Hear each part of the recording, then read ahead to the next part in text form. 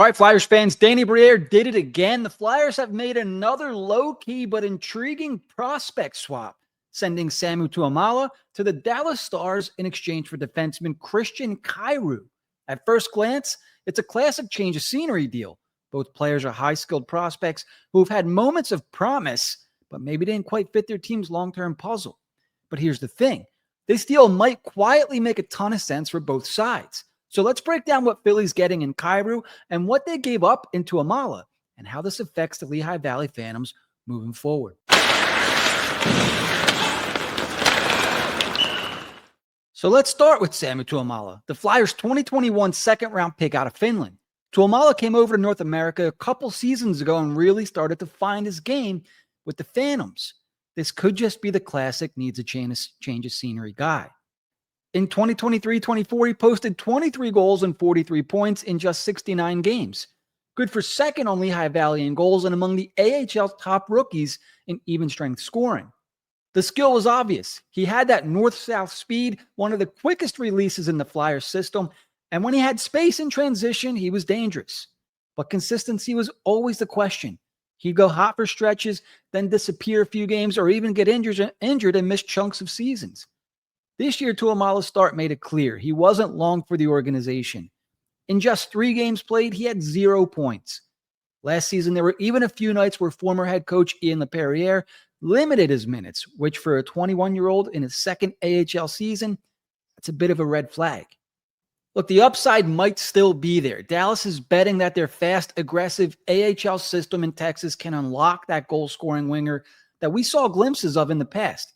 For the Flyers, though, this move feels like they're prioritizing roster balance and blue line depth.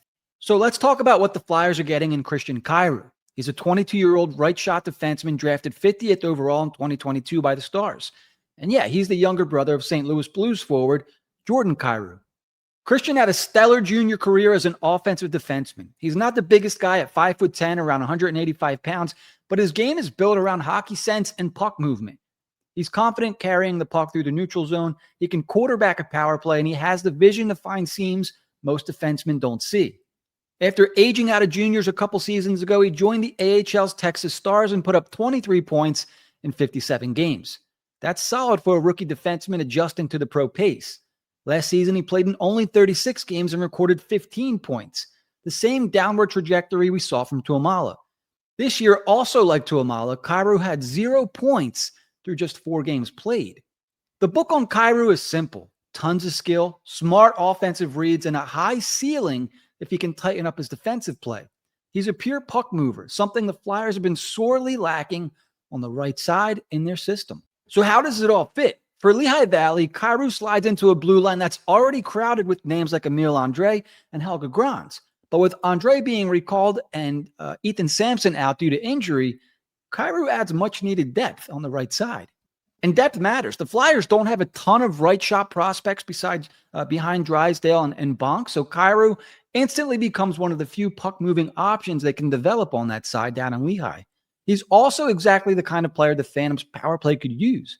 They've been struggling to generate clean entries and consistent puck movement from the point, something Kyrou thrives at.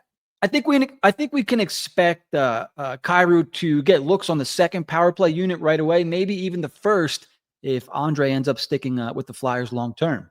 Tuomaala's departure, meanwhile, opens up ice time for other wingers like Alexi Gendron and Zayd Wisdom to climb into more offensive roles. So there's a ripple effect here for multiple young guys. And let's circle back a little bit with a mini scouting report for these two players. So Samu Tuomaala, he has the acceleration, he has speed, and he's been said in the past to have explosive first few strides. Maybe with a new destination in Texas with the Dallas Stars, he can revive some of this. He'll be remotivated. His shot was one of the best in the Flyers system. He had a heavy, quick shot, and his playmaking was said to be underrated. He can find seams in transition, but tends to defer too often. So Tuomaala's game screams potential scorer, but whether he puts it all together in Dallas will depend on his compete level and his willingness to adapt, quite frankly. He's got the tools. It's just about putting them to use every single night. Now for the new guy, Christian Kyrou. His edge work is smooth, has deceptive lateral movement, not elite top speed, but he's very mobile. He's got excellent vision, reads plays well, loves to jump into the rush, sees passing lanes early. He's got a quick, accurate wrist shot from the point, knows when to shoot for rebounds or tips. And that's something to keep an eye on. His defense is improving, but still a work in progress, which is pretty common for young defensemen. He can get caught puck watching and overcommitting. Kyrou is one of those players that can quietly tilt the ice in your favor. If his defensive game develops, he could become a valuable piece for the Flyers long term, at least in the system. So why did Brière make this move?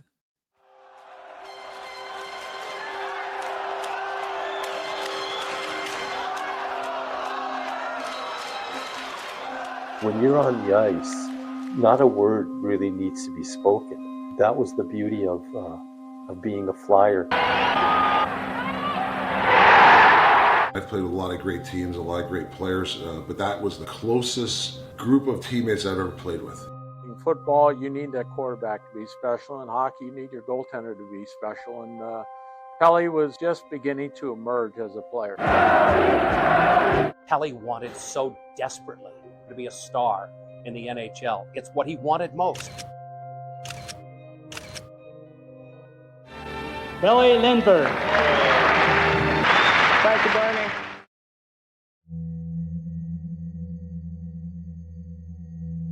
By all accounts, Pelle was not a drinker. He picked his spots carefully. He would drink, but to be impaired, intoxicated, very rare.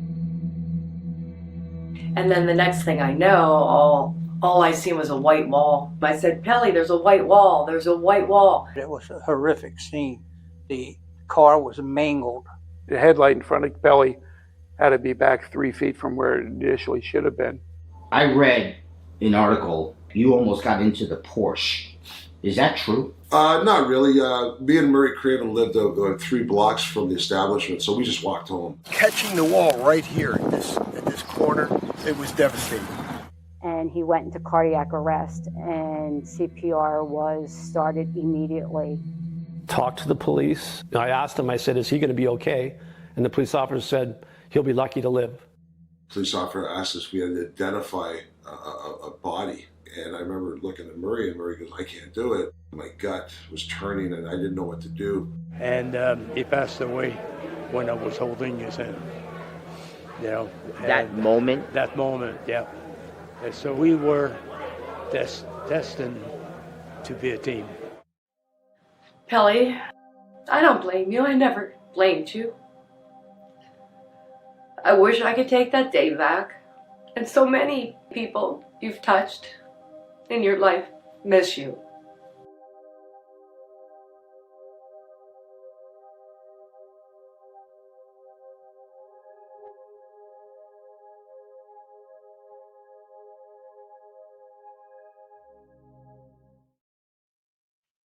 From the Flyers' perspective, this trade checks a few boxes. They've been trying to balance their prospect pool, and right now, they're deeper at forward than they are on defense. Between Gendron, Kaplan, Bump, Tucker Robertson, and even Zayd Wisdom, there's no shortage of wingers with offensive upside. But on the back end, beyond players like Bonk and Andre, the puck-moving depth kind of drops off a little bit. Kyrou gives them a right-shot defensive D who fits their development timeline and addresses an organizational need.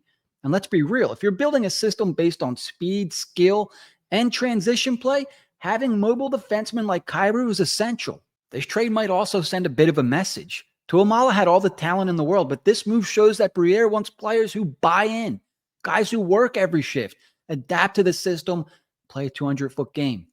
In that sense, it's less about giving up on Tuomaala and more about reshaping the Flyers' developmental identity.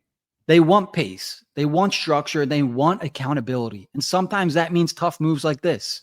So what will I be keeping an eye on over the next few weeks? Well, I'll be keeping an eye on Kyrou's usage. Does he start on the second pair? Does he get power play time right away? Does Emile Andre stick with the Flyers? Does Kyrou get top power play unit? Both players have had enough upside that we might look back on this as one of those quiet but smart moves that kind of helps both players, and I hope it does. At the end of the day, though, this seems to be one of those classic subtle Brière trades. Low risk, high reward, and focused on long-term structure. I love that he's making deals for the Phantoms. Tuomaala might pop in Dallas. Kyrou might stabilize the Phantoms' right side depth, or maybe both happen and everybody wins. Either way, it's another piece of the rebuild puzzle that keeps the Flyers pipeline balanced and competitive. All right, so that's your trade rundown for today. What do you guys think? Did the Flyers make the right call moving on from Tuomaala, or will this one come back to bite? Drop your thoughts below. Hit subscribe if you haven't already. In the meantime, don't forget to keep it high, keep it wide, and I'll see you guys next time on HW Hockey. Thanks for watching HW Hockey. Remember to like, comment, and subscribe. We'll see you next time.